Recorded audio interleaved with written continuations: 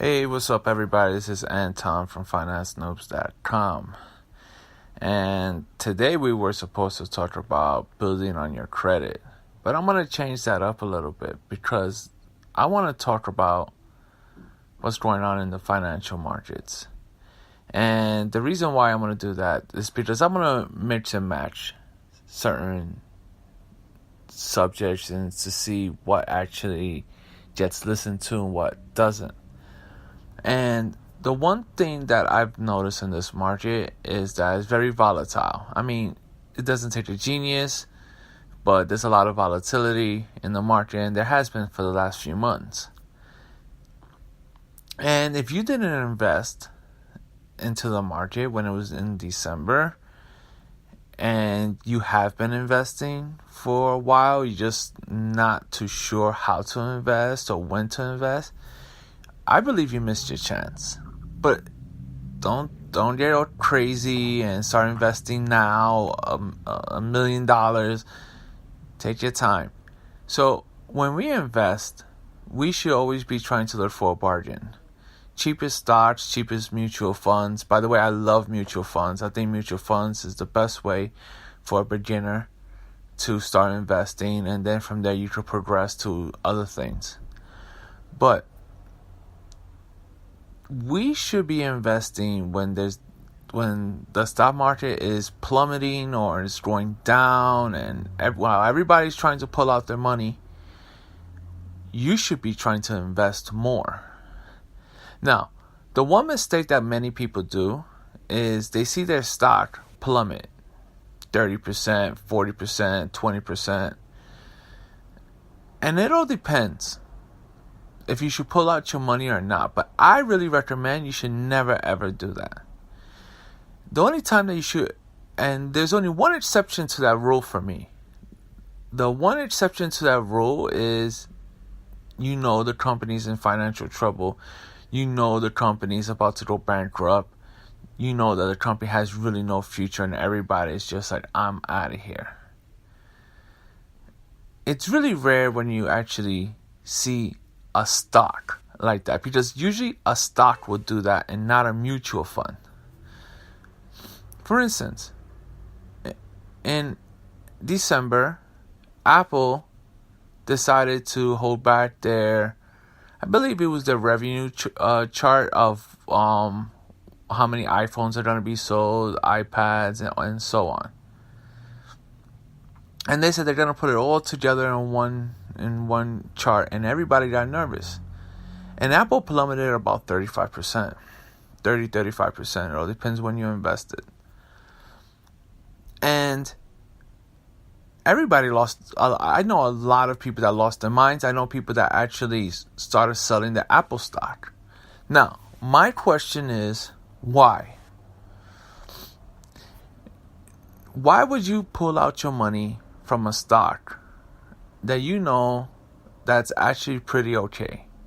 Did you understand why the stock plummeted? That's another question you need to ask yourself. And I'm pretty sure that my friend, he's actually one of those guys. I'm pretty sure when my friend started pulling out his money, he had no idea why he was pulling out. He just saw the thing plummet and he was just like, I'm out of here. So the question really comes down to is, why even invest in the first place? I'm not saying that when you invest, it means that you should lose money, because obviously investing is always about making money, right? I invest, I always like to make money, and I'm pretty good at it. I do make a pretty good percentage. But when Apple was plummeting, I didn't sell my Apple stock. I bought more Apple stock. And it was amazing because, I got a decent amount of money into Apple. Yeah, I got hit by 35%. Now, if I look at it, I'm only down by 8%, 9% compared to that 35%. So meaning I just received over 20-something% in the last month. I regained 20% in the last month. Because the fact is that instead of just leaving it alone or just basically just leaving it idle. I mean, like I said, that's idle and alone. So just leaving it idle or just selling it, I said I'm gonna invest more into it. When Nvidia went down, Nvidia was cut maybe by 50%. The Marriott stock, another one, I think it was cut by 25 to 40%. There was a few other more stocks I can't come up to mind. The only reason why I mention these two is because I've been talking about it lately, especially on my blog and on my site. And Nvidia only went down, in my opinion, because of the trade war. When you read about Nvidia, it really comes down to the trade war. When it comes down to Marriott, it's not that Marriott is a terrible company. Marriott's still going to be a very powerful hotel chain.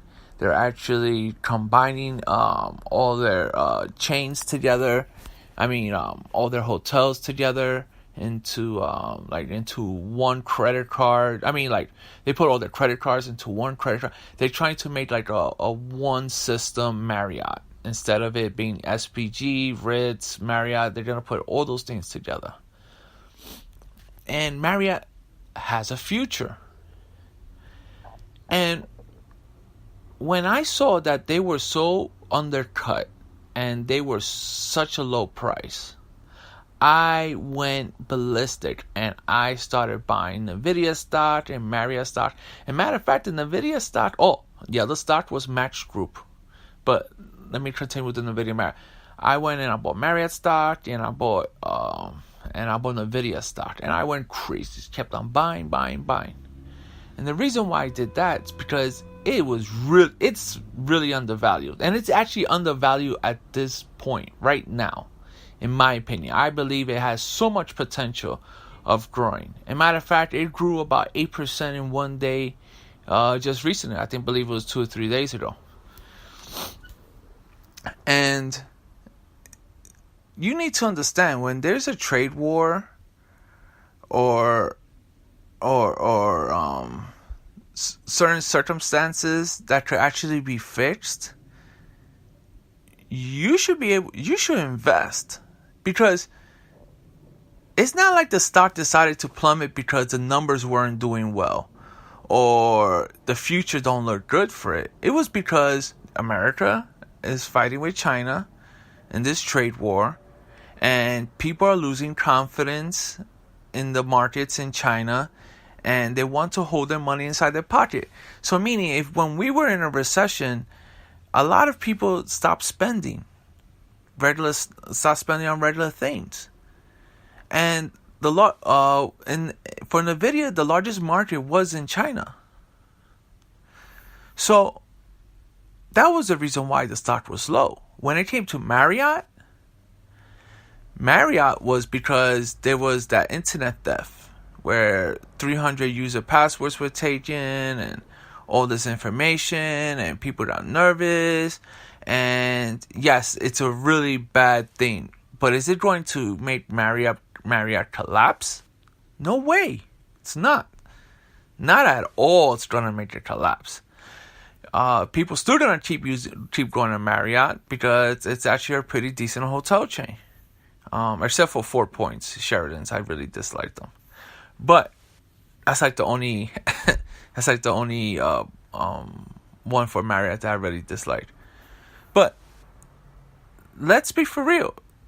There was no reason at all that people should be pulling out the money from all these places.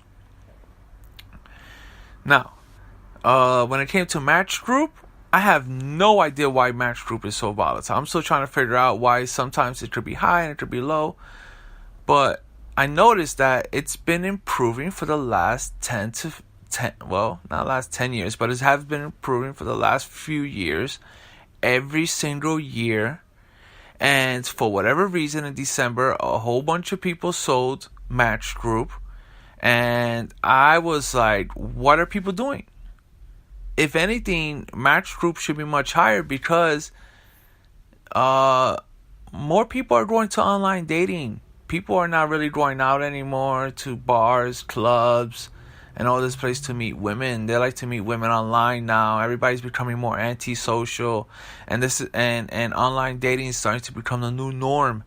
And this is what the future is going to be like. And Match Group owns everything from Match.com to Tinder and a few others. I just don't want to start making random names because I'm not too sure. But it's all the big names of online dating.